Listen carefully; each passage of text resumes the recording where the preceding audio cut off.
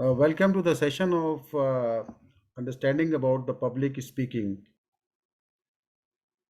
Okay हमने basic बात की थी about basic understanding of public speaking. Public speaking basically क्या होती है, जब हम मल्टीपल ऑडियंस के सामने जो है अपना कोई मैसेज कन्वे करते हैं या बात करते हैं। और ऑफ एंड ऑन ये ज़रूरतें पेश आती रहती हैं, चाहे हम स्कूल लेवल पे हों, चाहे हम बिजनेस मीटिंग्स कर रहे हों, चाहे या पब्लिक मीटिंग्स कर रहे हों, फंड रेजिंग कर रहे हों, तो ये सब चीज़ें ज़रूरत होती है। तो मैंने मिसाल दे के लास्ट टाइम भी समझाया था कि पब्लिक स्पीकिंग में क्या होता है कि अगर आप चार फ्रेंड्स के साथ बैठ कर एक ड्राइंग रूम में अपने बातें कर रहे हैं और उन्हीं चार फ्रेंड्स के सामने आपसे कहा जाए खड़े होकर प्रॉपर आप अपना जो मौक़िफ़ है बयान करें, तो जब आप खड़े होंगे तो बहुत सारी चीज़ें डिफरेंट हो जाती हैं, उनके सामने बात करने में फ़र्क पड़ जाता है। तो आपको अंदाज़ा नहीं होता कि बॉडी लैंग्वेज कैसी रखनी है, क्या इंप्रेशंस क्रिएट करनी है, अनटिल अनलेस यू अंडरस्टैंड। आपको पता होना चाहिए क्या क्या चीज़ें करनी चाहिए, तो ही आप उसको अच्छी तरह कर सकते हैं। तो बॉडी जो पब्लिक स्पीकिंग है बेसिकली ये एक आर्ट भी है, क्योंकि ये सब्जेक्टिव होता है, क्योंकि मेरे पर्सनल एक्सपीरियंसेस में काउंट करते हैं, मेरी प्रैक्टिस काउंट करती है। और इसी तरह ये साइंस भी है, क्योंकि इसमें कुछ रूल्स अप्लाई होते हैं और उस रूल्स को फॉलो करना पड़ता है। तो ये होता है कि बहुत सारे लोग इनोवेशंस करते हैं इसमें, लेकिन क्या होता है कि जो बेसिक रूल्स होते हैं पहले उसको इमुलेट करना पड़ता है, यानी उसकी कॉपी करनी पड़ती है आपको, फिर उसके बाद आप उसमें जाके इनोवेशन कर सकते हैं, अपनी तरफ से उसमें चेंजेस कर सकते हैं जब वो उस चीज़ को समझ जाएं अच्छी तरह।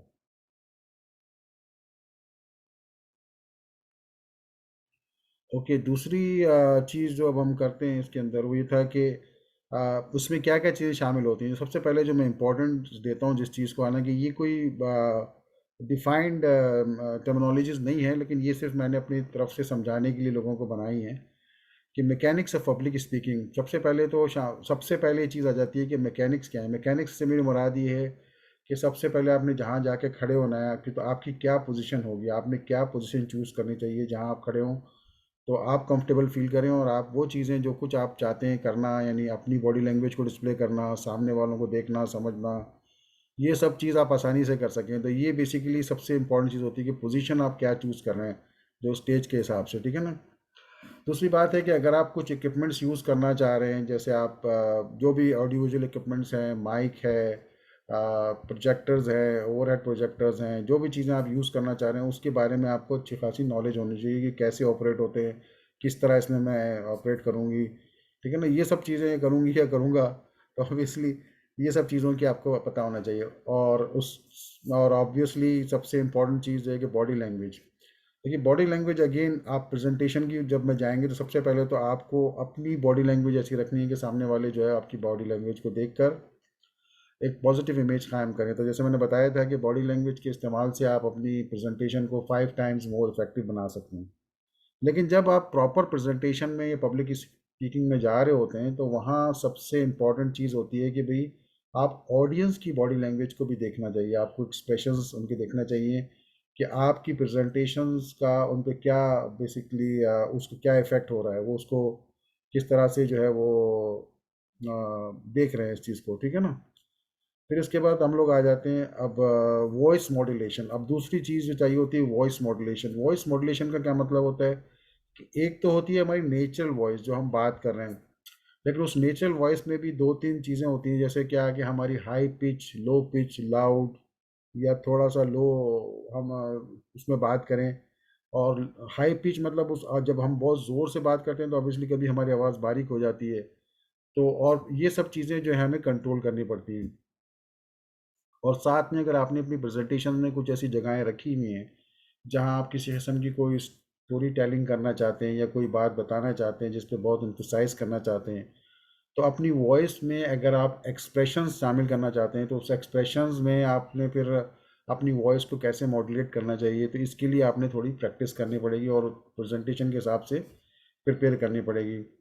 इसके अलावा जो है वो ब्रेथ कंट्रोल सबसे इम्पॉर्टेंट चीज़ है। ब्रेथ कंट्रोल के हो ये कि अगर ऐसा हो कि भाई बहुत लंबे जुमले हों मेरे, ये जो भी मेरे जुमले हैं वो कंप्लीट होने से पहले मेरा सांस फूल जाए और वो बात कंप्लीट अदा ना हो सके, तो वहाँ पे क्या होगा कि ये ब्रेथ कंट्रोल का इशू आ जाएगा, तो पब्लिक जो है इस तरह से टर्न ऑफ होती है।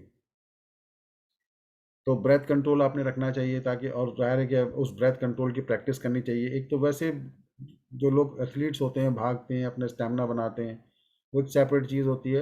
लेकिन जब हम पब्लिक स्पीकिंग में आते हैं तो फिर हमें ब्रेथ कंट्रोल से मुराद ये है कि हमें कंटिन्यूअस एक जुमला बोलना है एक ही सांस में। तो उसके लिए भी प्रैक्टिस की ज़रूरत होती है, जैसे मैंने बताया था लास्ट टाइम भी कि कुछ सर्टन एक्सरसाइजेज हैं, जैसे आप A to Z तक एक ही level of pitch of sound के तहत बोलने की कोशिश करें कि एक ही सांस में पूरे अदा करें। जित शुरू शुरू में तो नहीं कर पाएंगे, लेकिन जैसे जैसे प्रैक्टिस होती जाएगी तो आप कर लेंगे। इसी तरह से high pitch, low pitch, different pitches में जिस जिसमें आपने बातें करनी है, तो इससे आप अपनी ब्रेथ कंट्रोल, तो वॉइस मॉड्यूलेशन और तलफ़ुज़ वगैरह ये सब चीज़ें बड़ी इंपॉर्टेंट होती हैं। उसके अलावा मैंने बताया था माइक हैंडलिंग कि अगर माइक आपको हर जगह अपनी मर्ज़ी के नहीं मिलते, कहीं फ़िक्स रोस्ट्रम पे आप खड़े होते हैं, कहीं माइक को हाथ पे लेना पड़ता है, कहीं माइक आप जैसे आजकल आ गए टाई माइक होता है, या आपका वो हेडफोन की तरह ऊपर से सर पे अटैच हो जाता है। तो इस तरह के डिफरेंट माइक्स हैं, तो उनको आपको पता होना चाहिए कितना डिस्टेंस रखना चाहिए माइक से, किस तरह से। अगर आप अपना चेहरा उधर घुमा रहे हो और माइक फिक्स है, तो आपको अपनी पोजीशन सेट करनी है कि माइक के अंदर जो आपकी आवाज़ जा रही है वो वेरी ना करे। वो आप अगर सर घुमा रहे हैं तो माइक उसी पोजीशन पर रहे, ताकि आपकी साउंड जो है डिस्ट्रैक्ट ना हो। तो ये छोटी छोटी चीज़ें, ये चीज़ें देखनी पड़ती हैं, ये भी एक पार्ट ऑफ प्रैक्टिस ही होती है। अच्छा, उसके बाद एक हमने बात की थी कि फियर ऑफ अनसीन। ऑब्वियसली कोई प्रेजेंटेशन देने जा रहा होता है, इवन मैं खुद भी जाऊं तो ऑब्वियसली एक फियर आए होगा उसके अंदर। तो फियर बेसिकली होता है क्या है, फियर को अंडरस्टैंड करना चाहिए। फियर एक एक्चुअली अल्लाह की तरफ से वदियत किया हुआ एक इमोशन है। हमें से इमोशंस की जब हम बात करते हैं तो it means energy in motion. तो एक एनर्जी है जो हमारे अंदर पैदा होती है एक थॉट प्रोसेस के ज़रिए। ये अल्लाह ताला ने हमारे अंदर ये निज़ाम रखा है सिर्फ ये बताने के लिए, ताकि हम आने वाले ख़तरात से, आने वाली सिचुएशन के लिए अपने आप को बेटर प्रिपेयर कर सकें।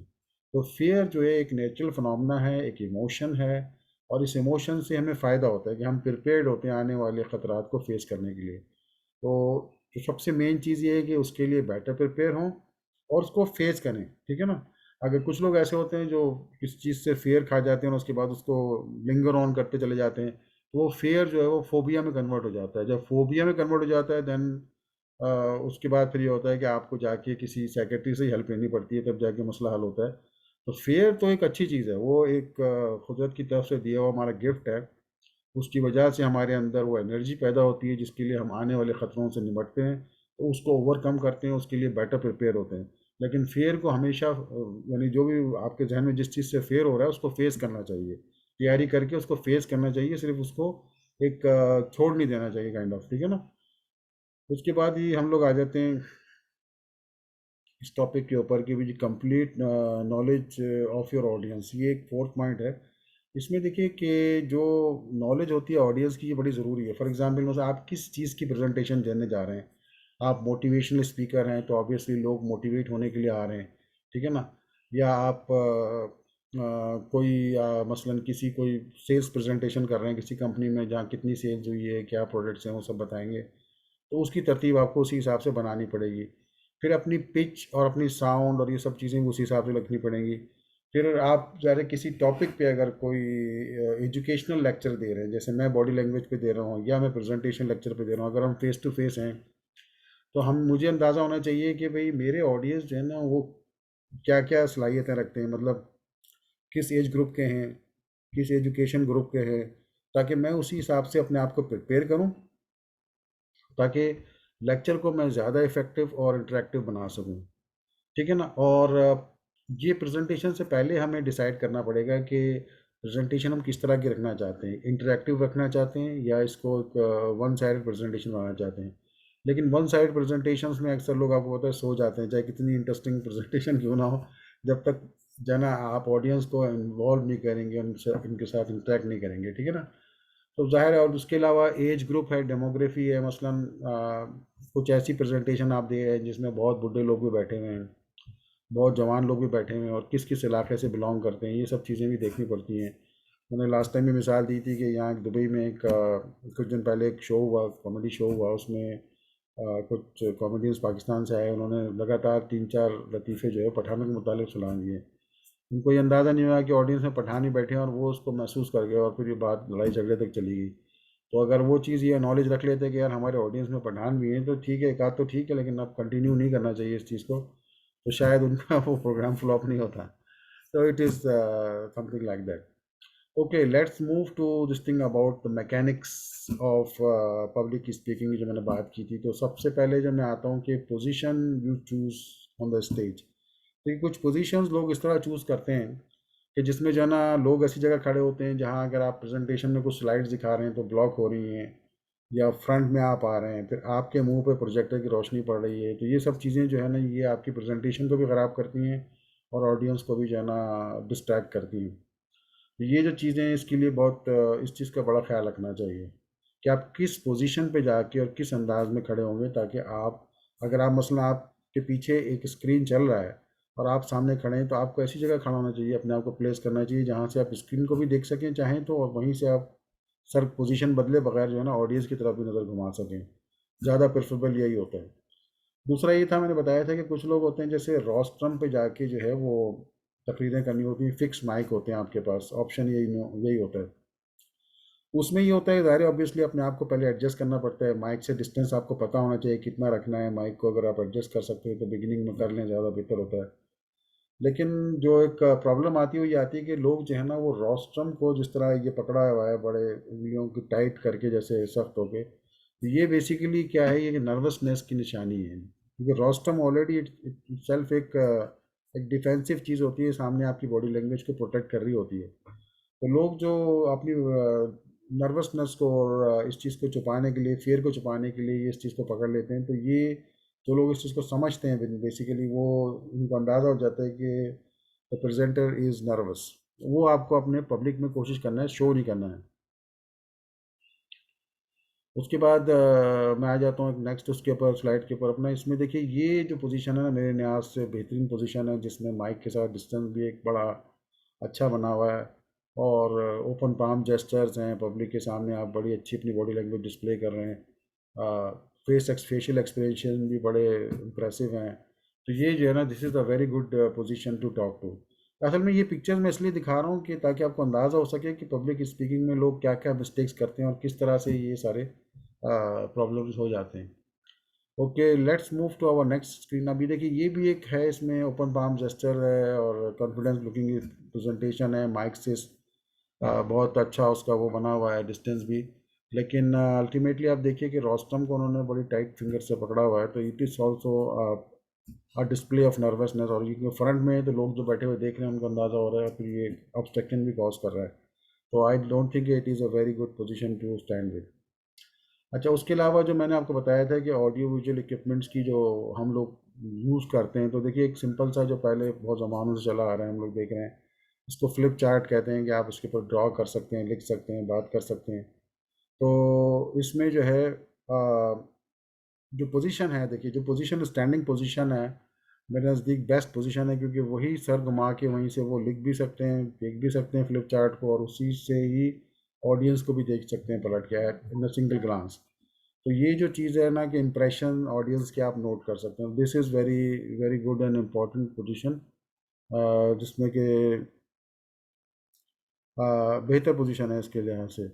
Okay, let's move to our next slide.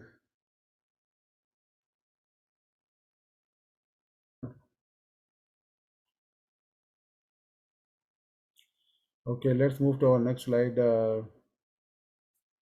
ये चीज़ कहलाती है एक ओवरहेड प्रोजेक्टर कहलाती है, इसका मॉडिफाइड वर्जन है। इससे पहले एक आता था, उसमें एक नीचे बल लैम्प जल रहा होता था, और एक फोटोकॉपी की तरह से, स्कैनर की तरह से उसके ऊपर रख देते थे हम लोग, और उसका जो इमेज है वो दीवार पे बड़ा होके आ जाता था, तो उसमें एक फिल्म टाइप की स्लाइड्स होती थी जो रखी जाती थी उसके टॉप पे। तो अब उसका लेटेस्ट वर्जन ये है कि इस तरह की कैमरा होता है स्टैंड के साथ, और नीचे एक बुक होता है। तो ये जो बेसिकली ये यूज़ की जाती है जब बुक से आपको कोई पिक्चर्स या कोई रेफरेंसेस दिखाने हो, तो वहाँ पर जो है ना इस चीज़ का इस्तेमाल किया जाता है मोस्टली। तो मैं इसलिए दिखा रहा हूँ कि इस तरह के इक्विपमेंट्स पता होने चाहिए हमें, इन यूज़ हैं आजकल के दौर में भी। इसको ओवरहेड प्रोजेक्टर्स कहते हैं, ठीक है ना।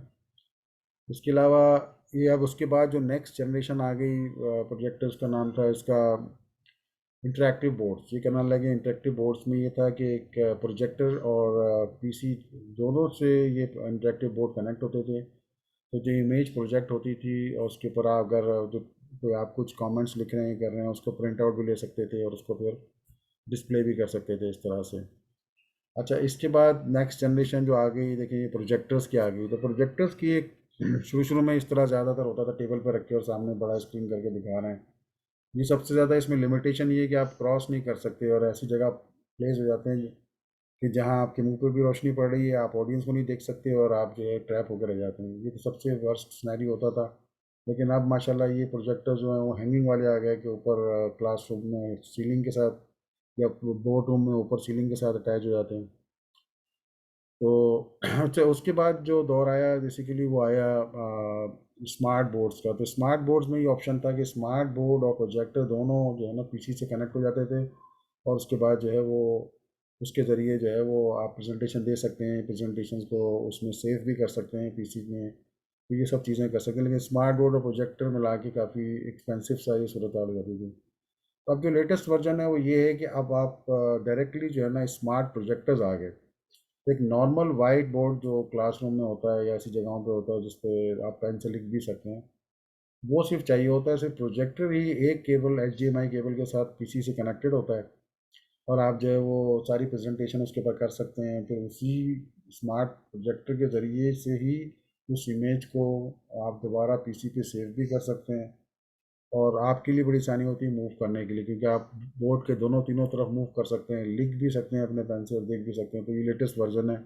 ये सिर्फ मैं शेप दिखाने के लिए, लोगों को अंदाज़ा कराने के लिए बता रहा हूँ। ये इसका और वर्जन है। ये इस तरह से डायरेक्टली बोर्ड के ऊपर अटैच हो जाता है आपके। तो उसमें ये है कि इसमें अंदर कैमरा भी होता है इनफैक्ट, और जो कि वापस पिक्चर भी ले रहा होता है और एक थ्रो भी कर रहा होता है, और उसका शॉर्ट थ्रो डिस्टेंस होता है। इसके लिए लंबी चौड़ी जगह नहीं चाहिए होती है। तो ये बड़ा अच्छा लेटेस्ट वर्जन है इस चीज़ के लिहाज से। उसके बाद देखिए, मैंने बताया था कि माइक सिस्टम में ये इस तरह के जो माइक्स होते हैं इसमें आप बड़ी फ्रीली मूव कर सकते हैं, बॉडी पूरी बॉडी अपनी डिस्प्ले कर सकते हैं, अपना एक्सप्रेशन क्रिएट कर सकते हैं। ये सब चीज़ें आप इसमें कर सकते हैं। ओके। लेकिन जब हैंड हेल्ड माइक्स की जगह आती है तो देखिए, हैंड हेल्ड में पोजीशन आपको अपनी रखनी होती है। वही पहले जो है ना, जो ऑडियो विजुअल इक्विपमेंट्स वाले होते हैं उनसे बात करके या चेक करके आपने खुद ही देखना होता है कितना डिस्टेंस माइक का रखें आप, ताकि जो है ना आपकी आवाज़ में ब्रीदिंग ना आए, ये ना आए। दूसरा ये था कि प्रेजेंटेशन में मैंने बताया कुछ समटाइम्स आपको कुछ एक्सप्रेशंस यूज़ करने पड़ते हैं, जैसे बॉडी लैंग्वेज का एक्सप्रेशन है कि किस तरह के एक्सप्रेशन है। तो ये अगर आपकी प्रेजेंटेशन में कोई स्टोरी है, ये कोई ऐसी चीज़ है जिसको आपने यूज़ करना है, तो ये जो चीज़ है ये आप इस्तेमाल कर सकते हैं। ये भी एक काइंड ऑफ एक्सप्रेशन है जो आप बॉडी लैंग्वेज में यूज़ कर सकते हैं। और obviously the best position is that कि आप इस तरह से ओपन पाम जेस्चर के साथ ओपन खड़े होकर बात करें, ठीक है ना। तो ये तो हो गया हमारे लास्ट लेक्चर का रिव्यू। लास्ट लेक्चर में एक थोड़ा इशू हो गया था कि बहुत जल्दी हम उसको सेशन ख़त्म हो गया, और वो हमारी कुछ बातें रह गई। तो इस सेशन में ये सारी कंप्लीट हो गई, इसलिए मैंने वो अपलोड भी नहीं किया। Okay, let's start with today's topic. आज की जो हमारी टॉपिक है कि अगर आप प्रेजेंटेशन बना रहे हैं तो उसका रोड मैप क्या होना चाहिए। तो सबसे पहले तो समझ लेंगे, प्रेजेंटेशंस, हर प्रेजेंटेशन दूसरी प्रेजेंटेशन से वेरी करती है। उसके अंदर मुख्तलिफ चीज़ें होती हैं जिसको आपको देखना होता है। फॉर एग्ज़ाम्पल, आप किस तरह के स्पीक करने जा रहे हैं। मोटिवेशनल स्पीकर हैं आप, तो आपने उसी हिसाब से अपनी वॉइस मॉड्यूलेशन अपना सब कुछ बना के रखना है, ठीक है ना। या आप कोई डेटा दिखाना चाह रहे हैं कि भाई पेरेंट्स बैठे हुए हैं, उनको टीचिंग क्लास स्टूडेंट्स का कोई वो दिखाना है आपने कि क्या क्या उन्होंने मार्क्स हासिल किए, कैसे किए। सेल्स प्रेजेंटेशन है कि कंपनी में आपने क्या सेल्स हुई, कितनी प्रोडक्शन हुई, ये सब चीज़ें दिखानी है, तो उसका एक अलग तरीका होगा। लेकिन बुनियादी जो रोड मैप है, मैंने उसमें से जो बेसिक पॉइंट्स हैं वो निकाल के उसको एक जगह कर दिए। सबसे पहले आता है जी फर्स्ट इम्प्रेशन। आपने जब प्रेजेंटेशन के लिए जाएंगे तो सबसे पहले आपने फर्स्ट इम्प्रेशन अपना देना है। उसका क्या तरीकाकार होना चाहिए वो मैं आज बताऊंगा आपको। फिर दूसरी बात होती है, उसके बाद सेकंड पार्ट होता है कि बॉडी ऑफ योर प्रेजेंटेशन। वो चीज़ होती है जिसके लिए आप असल में आए होते हैं। जैसे मैंने बताया, अगर आपने लोगों को मोटिवेट करना है, अगर आपने लोगों को कोई चीज़ डेटा बताना है, कोई एजुकेट करना है, तो वो जब पार्ट होगा वो आपकी बॉडी ऑफ योर प्रेजेंटेशन होगा। फिर क्लोजिंग रिमार्क्स। क्लोजिंग रिमार्क्स क्या होते हैं कि ये वो रिमार्क्स होते हैं या ये वो जुमले होते हैं जो आप बोलते हैं ये बताने के लिए कि जो है ना आप यानी वो जिसका जो जो क्रक्स होता है कि जिस टोटल काम के लिए, जिस प्रेजेंटेशन के लिए हम वहाँ आए थे, तो उस प्रेजेंटेशन से जो प्रेजेंटर है उसका क्या मकसद था, वो क्या अचीव करना चाहता है, ठीक है ना। अब अभी इनको बारी बारी ज़रा देखते हैं और थोड़ा इसको और समझने की कोशिश करते हैं। फर्स्ट इंप्रेशन ये होता है कि देखिए, जब भी आप कोई प्रेजेंटर जा रहा होता है प्रेजेंटेशन देने के लिए, तो 5 से 10 मिनट उसके पास होते हैं अपना इंप्रेशन कायम करने के लिए कि ऑडियंस या तो उसको बिलीव कर ले या उसकी प्रेजेंटेशन को एक्सेप्ट कर ले, या फिर टर्न ऑफ हो जाए। तो उस 5 या 10 मिनट के अंदर अपना इंप्रेशन आपने क्रिएट कर देना होगा, ठीक है ना। उसके लिए आपको ज़्यादा तैयारी करनी चाहिए, क्योंकि डेटा तो जो है वो एक सीक्वेंस में होता है, वो आप लिख भी सकते हैं, पावर पॉइंट से भी दिखा सकते हैं, लेकिन मेन चीज़ है कि जो आपने इंप्रेशन क्रिएट करना है वो एक सॉलिड होना चाहिए। तो सबसे पहले तो ये याद रखिए, ये जो 5 से 10 मिनट में इसको बहुत इफेक्टिवली यूज़ करना चाहिए, क्योंकि बात है कि फर्स्ट इंप्रेशन के लिए आपके पास कोई सेकंड चांस नहीं होता। तो फर्स्ट इंप्रेशन फर्स्ट अटेम्प्ट में ही आपको क्रिएट करना होता है अपना। अच्छा, उसके लिए क्या क्या करना चाहिए बुनियादी तौर पे, देखिए उसमें ये चीज़ बड़ी इंपॉर्टेंट है। अब वही बात है, depending upon the type of presentation होता है, लेकिन मैं जनरल बातें लिख दी कि सबसे पहले आपने आती है ऑडियंस को इंगेज करना चाहिए। इंगेजमेंट का तरीकाकार ये है कि जिस टॉपिक पे आप प्रेजेंटेशन देने जा रहे हैं उस टॉपिक से मुताल्लिक़ आपको जो है क्वेश्चंस पूछने चाहिए, ताकि इंटरेक्शन हो, यानी कि ऑडियंस आपके साथ इन्वॉल्व हो, ठीक है ना। जैसे जैसे फॉर एग्जांपल मैं बॉडी लैंग्वेज के बारे में प्रेजेंटेशन देना चाहता हूँ, तो मेरा सवाल हो सकता है कि how many of you know about the body language, कि आप में से कितने लोग जानते हैं बॉडी लैंग्वेज के बारे में, क्या आपको पता है कि बॉडी लैंग्वेज को जानने से आपको क्या एडवांटेजेस हो सकते हैं। फिर उसके बाद आप ये बातें बता दें कि भाई ठीक है, बॉडी लैंग्वेज को जानने से आप ये कर दूसरों के ख्यालात पढ़ सकते हैं, उनके बारे में जान सकते हैं कि वो क्या सोच रहे हैं। इस किस्म की डिटेल्स आप दे सकते हैं, ताकि जो लोग ऑडियंस आएगी वो इंटरेक्ट हो जाए कि हाँ यार, हम इसलिए आए कि हमें ये चीज़ सीखनी है, बेसिकली ये सुनना है हमें, ठीक है ना। और फिर एक जुमला कि इससे वही जैसे मैंने बताया कि उसके क्या फ़ायदे होंगे, बॉडी लैंग्वेज जान के आप क्या फ़ायदा उठा सकते हैं, ये चीज़ के बारे में आपने जो अपनी प्रेजेंटेशन से मुतालिक चीज़ें हैं वो आप बताएंगे। फिर आप बताएंगे अपने बारे में कि मेरा नाम मोहम्मद यूसुफ खान है, मैंने ऑस्ट्रेलिया से पढ़ा हुआ है, अमेरिका से पढ़ा हुआ है, वट जो भी अपने बारे में आप उनको देना चाहते हैं, वो सब चीज़ें आप will come at this point of time. उससे पहले अगर आप जाके कुछ लोग अब इसमें मैं थोड़ा सा आपको और चलें नेक्स्ट स्लाइड में उसके बारे में बताता हूँ मैं आपको, व्हाट नॉट टू डू। असल में क्या होता है कि बहुत सारे लोग सबसे पहले जाके अपना ताल्लुक बताना शुरू कर देते हैं कि भाई मैं यूसुफ खान हूँ, मैं यहाँ से पढ़ के आया, मैं वहाँ से पढ़ के आया, मैंने पीएचडी किया है, मैंने मास्टर्स किया है, मेरा ये। Actually these things will cause boredom on the audience. Audience को आपके बारे में नहीं सुनना, ऑडियंस को उस टॉपिक के बारे में जानना है जिसके लिए वो बैठे हैं वहाँ के। तो इसलिए सबसे पहले उनको एक्साइट करके उनको सबसे पहले वहाँ लेके आना है कि हाँ जी, हम इस टॉपिक पर बात करने आए और ये हमारा टॉपिक है जिसके ऊपर हम इस वक्त बात करेंगे। तो सबसे पहले जो है ना, आपने क्या करना है कि ऑडियंस को वो बात बतानी है, ठीक है ना। अपने बारे में पर्सनल इंट्रोडक्शन फर्स्ट नहीं करना है। सेकेंडली कि डोंट अपने आप को इंट्रोड्यूस नहीं करें बिगिनिंग में। और इसी तरह से कोई ऐसे जो बहुत सारे मैंने प्रेजेंटर्स देखे हैं, वो आती ही बड़ी अजीब से रिमार्क्स देते हैं जो खुद उनकी प्रेजेंटेशन के बारे में लोगों की रेटिंग को कम कर देते हैं। जैसे कि मुझे यार बड़ी देर से पता चला, मुझे टाइम नहीं मिला इस बारे में प्रिपेयर करने का, फिर भी मैंने तैयार कर ली प्रिपरेशन, उम्मीद है आपको पसंद आएगी, वगैरह वगैरह। ये सब चीज़ें जो है ना, ये आपकी प्रेजेंटेशंस को वीक रेटिंग पहले ही से देती, करने से पहले ही आप ही की साइड पे ये नेगेटिव इम्पैक्ट हो जाता है। अच्छा, फिर इसी तरह से कोई डेटाबेस किस्म की प्रेजेंटेशन है जिसमें बहुत सारा डेटा है, एजुकेशनल स्टफ है, तो अब लोग तो बरत सुनने के लिए आए हैं, अब उसी टॉपिक को आपको इंटरेस्टिंग बनाना है। अगर आप लोगों से ये कहेंगे यार ये प्रेजेंटेशन जो है तो बड़ी बोरिंग है, अगर I hope you guys will support me, तो फिर इसका मतलब अगेन आपने अपने ही पैर पे कुल्हाड़ा मार लिया। लोगों को पहले ही बता दिया कि आपकी प्रेजेंटेशन बोर होने वाली है, ताकि वो सो जाएं बैठ के। तो बहरहाल इस तरह की चीज़ों से इज्तनाब करना चाहिए। बॉडी ऑफ योर प्रेजेंटेशन जो है वो बेसिकली वो होता है कि मेन पार्ट आपका प्रेजेंटेशन का ये होता है कि जिस टॉपिक पे आपने बात करनी है। जैसे मैं बॉडी लैंग्वेज पे बात कर रहा हूँ, तो मैं डिफरेंट साइंसेज मैंने बताई, सब कुछ बताया है कि इस तरह से ये चीज़ का मतलब ये है वगैरह वगैरह। ये सारी डिटेल हमें देनी है, ठीक है ना। डेटा फिगर्स वो जो कुछ भी है इसमें देना चाहिए। और इसमें अगर आप देखें कि आपकी प्रेजेंटेशन तवील हो रही है, बहुत ज़्यादा कोई डेटा टाइप की चीज़ है जिसमें लोगों को एंगेजमेंट नहीं हो रहा, तो उसमें आपको कोशिश करना चाहिए कि क्वेश्चंस करें, लोगों से सवाल जवाब करें, ठीक है ना, ताकि लोग एंगेज हों। और इसी तरह से साथ साथ इसमें अगर जो अच्छे प्रेजेंटर्स हैं वो क्या करते हैं कि इसी चीज़ को एक स्टोरी में कन्वर्ट कर लेते हैं, एक काइंड ऑफ, ताकि स्टोरी की तरह इसको बताएं, ताकि जो है ना सुनने वाले को ये ज़्यादा अमेजिंग फील हो कि हाँ यार वाकई जो है ना हम लोग इसको इसमें से उसमें उनको स्टोरी के ज़रिए पहचानने में आसानी हो जाए।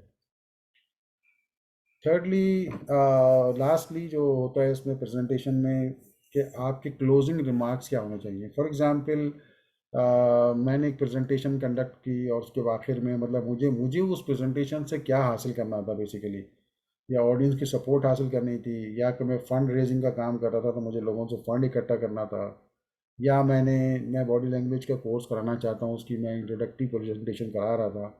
तो मैं ये चाहता था कि लोगों को कन्विंस करूँ कि वो मेरी डिटेल प्रेजेंटेशन में आएँ, और एक जो मैं कोर्स करा रहा हूँ उसमें दाखिला ले, वगैरह वगैरह इस तरह की चीज़ों का। तो वो जो चीज़ है ना आपकी, वो क्लोजिंग रिमार्क्स में आना चाहिए कि भाई अगर आप चाहते हैं कि इस बारे में तफसील से जानें, तो आप मेरे आने वाले वीकेंड के ऊपर ये कोर्स है, कंप्लीट कोर्स है, इसमें चाहें तो दाखिला ले सकते हैं, वगैरह वगैरह। ये जो आपका पर्पस है बेसिकली, उस पर्पस को वहाँ पे हाईलाइट होना चाहिए। और जैसे आप डिपेंड करता है कि कॉल टू एक्शन का ये होता है कि आप अपने उनसे क्या कहते हैं, ऑडियंस को क्या देते हैं, मतलब आप ऑडियंस से पूछते हैं कि भाई आप उनको बताइए कि भाई क्या करें अगर आप इस कोर्स में दाखिला ले लें, ताकि जो है ना, या आप हमारे फ़लाँ नंबर पर रब्ता करें ताकि हम आपको ये फर्दर इसके बारे में रजिस्ट्रेशन वगैरह दे सकें। और लास्टली इसमें होता है लीड मैग्नेट ये होता है कि आप जो है कुछ ऑफ़र दे दें कि अगर पहले 10 दिन में किसी ने, या पहले 10 लोग जो हमारे साथ रजिस्टर करेंगे, उनके लिए जो है ना 20% डिस्काउंट होगा टोटल फीस का, वगैरह। तो ये बेसिकली इस तरह की, आप उसको कहते हैं लीड मैग्नेट। तो अगर कोई ऑफ़र देना चाहते हैं, कोई कोर्स करवाना चाहते हैं, वटेवर, तो उसका कोई ऑफ़र देना चाहते हैं तो वो ऑफ़र देंगे, वो that is called lead magnet. ये बेसिकली जो है ना प्रेजेंटेशन के तकरीबन तमाम टॉपिक्स मैंने जो है आपको कवर करा दिए हैं। अब मैं चाहूँगा कि अगर आप लोगों को कोई क्वेश्चंस हैं तो प्लीज़ इंटरेक्ट एंड क्वेश्चन, क्योंकि 5-10 मिनट्स हमारे पास हैं, इसके अंदर हम ये वाला सेशन पूरा रख सकते हैं। और let's do the question answers. Is anybody need to know, have any questions?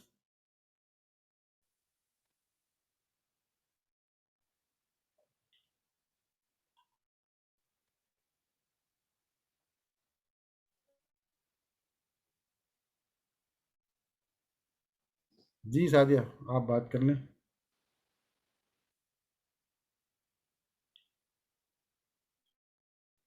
आपकी वॉइस नहीं आ रही। Okay, let me check with the message.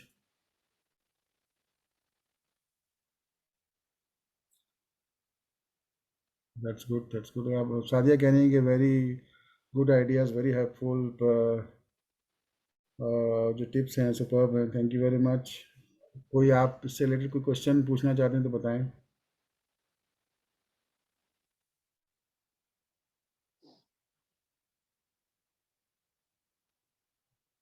मैं रिकॉर्डिंग को फिल वक्त स्टॉप कर देता हूँ, ताकि जो है ना हम लोग जितनी देर ये सेशन चलता है, अगर आप लोगों ने कुछ और पूछना है तो यू कैन आस्क क्वेश्चन।